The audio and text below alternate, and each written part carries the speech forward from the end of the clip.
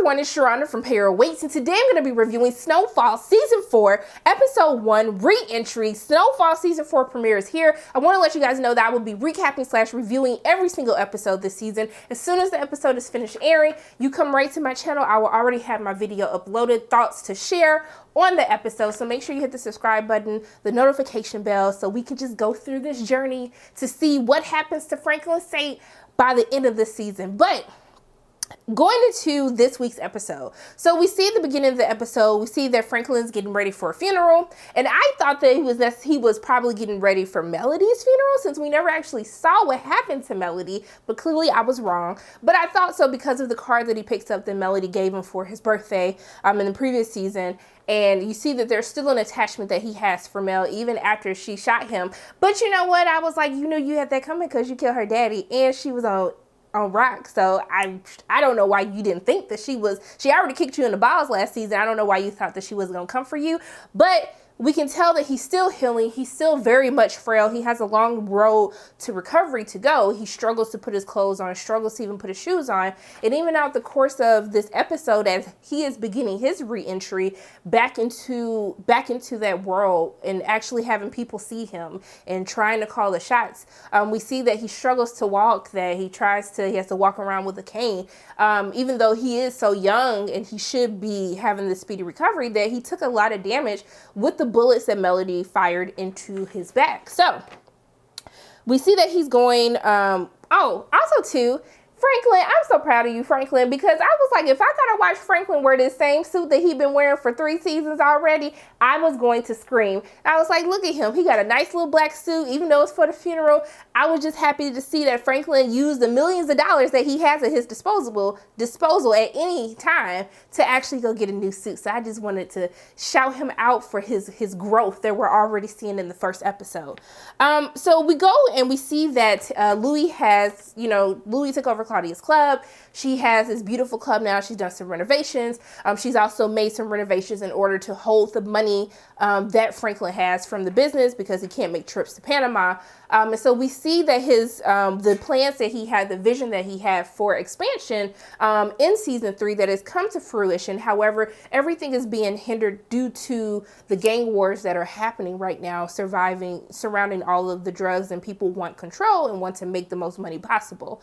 But we also get an inclination that there is trouble inside of the tight-knit family because Leon doesn't want to take orders from Louie. And Leon, as we see throughout the course of this episode, I don't think Leon ever recovered from when Franklin went off on him about, I built this brick by brick. That scene just really touched my spirit. I watched it again last night and I was just like, bruh, I felt that. If I was Leon, I would probably feel a certain type of way about it, even though I think that Leon is just as wrong as Franklin was for his portion in that conversation. But we see that Leon is basically trying to go his own path. And we see that as we get in towards the latter end of the episode, and I'll delve into that a little bit later. However, we see, I guess, Franklin and Gustavo, they're cool now. I guess I missed the whole resolution that happened between them, because even when Leon gets upset as he sees Gustavo, or Oso, whatever you want to call him, I was just like, so y'all really just let that go? But I guess since Lucia's gone, I don't know if they just feel like it was more Lucia than Gustavo or what, but clearly Leon never let any of this go. But they meet up, and it's an interesting conversation that Franklin and Reed had, which really angered me. But it's what I love about the show on how they really touch on the government's involvement into the drug war, into the wars that were also happening overseas as well, and how they were trying to control all of these pawns. And so Franklin, he's scared about what these drug wars or these gang wars, what they are doing to the people in his community, how there are innocent people who are being killed. It's not just it's not just the corner boys. It's just not the people who are dealing the drugs. It's innocent people whose lives are at stake. And so Franklin wants to try to put an end to this as quickly but as quietly as possible. And so he asks for the help of Reed, which we saw at the end of the season 3 finale. And Reed is basically just like, hey, son, that's none of my business. I'm minding my business. You got to figure out what you have to do. But it's not something that the government is willing to handle, which made me upset because it's like, Reed, this brings me back to the conversation that you and Franklin had at the diner when he was telling you that there's 2 different Americas. There's the America that you see and the America that everyone that isn't white, but specifically black people, live in. And so for him, this same man who talks about how he's trying to gain people their independence overseas, that gaining people overseas, their independence is so important to him that he is willing to put his life at risk, his family's life at risk in order to participate in this drug game. But when something is happening right here in America, it's black people involved. Oh, okay, I ain't got nothing to do with it. We minded our business, but y'all not minding your business overseas. So I'm really confused as to why Reed couldn't help Franklin with the issue, because it is something that is impacting people and impacting communities. So that's just a whole little tangent for me. But I felt a certain type of way when Reed was kind of just like, it's up to you. And then he gave us some story on how they try to pit two people against one another, which got Franklin into the mess that he finds himself in. Towards the end of the episode, because I was highly confused as to what was happening, because Manboy and Scully, they're basically beefed out. The funeral that Franklin was going to is for Scully. Someone close to him was murdered. And I had a feeling when he asked Franklin about how long you think they was able to keep Jesus's body on a crucifix, I was like, Lord, he finna crucify somebody. The way that he was staring and really analyzing it, I was like, he is literally about to crucify somebody. And I'm just like, he really is crazy. Manboy tried to warn him that he was crazy, but it's even crazier that Manboy and them are at this beef now, but I thought they were family. But Scully was just like, you think I care that he my sister's baby daddy? I don't care. We're still gonna have beef. He gonna get what I say he gonna get, and if you stand in my way, look, it's gonna be some casualties. So you best mind your business. And we've been talking about what happens when you don't mind your business. And I think Franklin's gonna find himself in trouble for trying to get in the middle of all of this that is happening. But what I got confused about is when they're going back and forth on who Franklin has this meeting, they're trying to figure out who are they going to choose. Is it going to be Manboy? Is it going to be Scully? And I was with Louie when Louie was talking about Scully stays in line. He does what he says he's going to do. He may be crazy, but we never had an issue. And when she talks about the ambition that Manboy has and the way that he talks to people, he's disrespectful. He's always trying to push that boundary. He's like a toddler. Like when toddlers, when they're growing up and they start trying to figure out, like, what can I actually get away with? Like, let me try them real quick and see if they're going to pop me. That is how Manboy is. And so for me, I would want the lesser headache, and that would be Scully for me. So we're seeing that Franklin is pitting them back and forth against each other. He gives Scully a gun, tells him that he's going to set everything up so he can take Manboy out. Then he tells Manboy the same thing, but doesn't necessarily offer him guns. So I was confused. I was like, I thought we decided on Scully, but I'm starting to think that maybe Louie got outvoted, but I felt like she had the best tactic at hand. But also too, I still believe in minding your business, and Franklin shouldn't have been involved in this in the first place. So we end up seeing that Scully sets one of Manboy's dudes up, sends a girl over. She was like, giving him some good, under the sea. And essentially they ended up knocking him out and crucifying him. Now I was very hurt because the little boy that had to see this, the young girl that had to see this, I was like, y'all did this like with the kids. The kids was here. Y'all couldn't do it nowhere else. Y'all couldn't just like hang them up in the middle of the street. I don't know what was going to happen. I guess the kids was going to see it regardless. So of course, Manboy has to respond. And this is how they get this plan together. So I do want to cut in between this. And I also do want to point out how Scully was doing his daughter's hair. And I think that we need to normalize that more. Black men being involved with their daughters. Okay, I love seeing black men with their sons, but I just love when we see images of black men with their daughters and Scully doing her hair. And then, she's like, it would be easier if you put conditioner. And I was like, it really would be. She's not lying to you. But I was totally here for that. So it's interesting because as all of this is happening, Gustavo and Reed, they kind of have their own issues. So Reed is messed up right now. We saw that his ex-wife, she betrayed him. She tried to get the whole operation shut down, put everybody at risk as season 3. And so we saw him do cocaine for the first time. We thought it was maybe just a one time. You had a rough day. You need to pick me up. You still got work to do. But no, Reed is smoking. He looks just as depressed as ever. I don't even know if I've ever really seen Reed smile throughout the 4 seasons of Snowfall. But also too, he's still doing cocaine.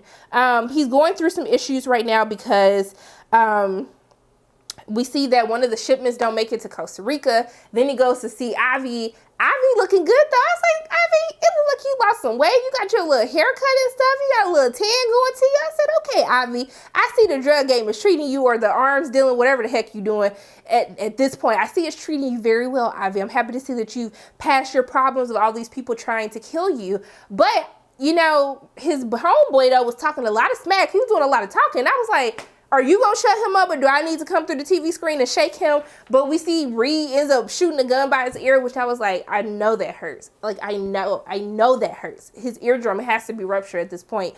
So we're seeing a different side to Reed. Like, Reed looked like he grew some hair on his balls, you know, grew some hair on his chest. Probably not balls, should have said chest.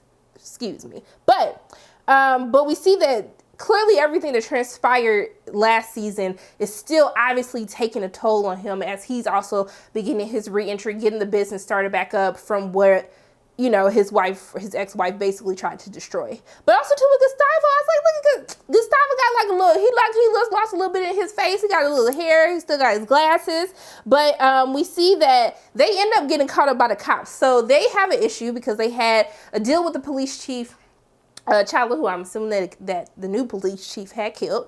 Essentially, they were looking the other way as they transported their cocaine and avocados into the States. However, the police officers, you know, they were like, what's good? Let me see what's in your truck. They see the cocaine. They end up arresting them. Then they have a conversation. They were like, hey, you know, it's been a lot of disrespect that has been happening, and you haven't been paying me what I deserve, okay? And so whatever you worked out with Chandler, that's why he did, because he didn't know his own self-worth, okay? But I know my self-worth, and I'm gonna need you to come up with a price that's not gonna be disrespectful, and it's gonna put a smile on my face and more money in my pocket. So I don't know what's gonna happen with that, but the police chief, he didn't seem like he was playing, so I don't necessarily know what's gonna happen between all of that, but clearly it's gonna be some stuff. But with Melody, I thought Melody was dead. She's not dead. We end up seeing that there is a reporter who is looking into, she receives a file on Melody, looking into her disappearance, looking into what happened with the murder of her father, who they claim was a suicide, but she doesn't believe that. I'm not going to try to learn her name because it's obvious that she's looking into all of this. She's probably going to end up dead before the end of the season. So I'm just going to say nice reporter lady for, you know, until she ends up being killed by someone. I don't know who it's going to be, but it's going to be someone. We see that she ends up going to Texas. She finds Melody where she's been staying with Andre's sister. She got her life together. She done found Christ, okay? She got her little cross and stuff on. I said, okay, Melody, I'm so happy that you shook all that stuff. I knew your auntie wasn't playing when she said she was going to take your behind down to Texas anyway. But Melody wasn't trying to be forthcoming with her with information. She was kind of just like, hey, it's over. It's done. My dad is dead. Franklin got shot. It is what it is. I don't know anything about it. I'm not talking about it. But, you know, when the lady played the Lord's card, the Lord brought me into your life to help you with this, Melody. And so I think that Melody's going to end up talking. I don't know what that's going to mean. But frankly, you probably should have took care of Melody. I mean, at this point, I understand that y'all got history. She's never going to love you again. She's never going to want to be with you again. She's never going to talk to you. You get her daddy. So I felt like you should have just tied up that loose end. And sometimes I feel like Franklin Hurt gets him into a lot of trouble. And the fact that they were introducing a new love interest with T, which I saw coming from the previous season when she was helping with his dad, I was just like, sis, I don't think this is good for you, but I clearly see where we are going. And I see that Franklin still hasn't learned how to not wear his heart on the sleeve necessarily. So we see that they end up having a New Year's party. Louis has a New Year's party at the club. So we find out that Jerome and Louis is still beefing with, you know, Franklin's mom. And, you know, his mom is so prideful, and that's where Franklin gets his pridefulness from. I really hope that the Lord comes and just rebuke that pride feeling inside of them, because it's going to lead to their downfall. But he tries to ask them, like, why they playing Monopoly? They look so cute. I said, Lord, send me somebody I can play Monopoly with. I ain't even got to go out. We can just play Monopoly and have some babies, and that's it. Like, that's all I want in the world. But we see that his mom is still not having it. Just like, have fun. I ain't going. And so we see everything is fine. Everybody happy at the club. They jamming. I'm dancing around like it's New Year's here. And then we see Reed and Gustavo come. But then Leon came.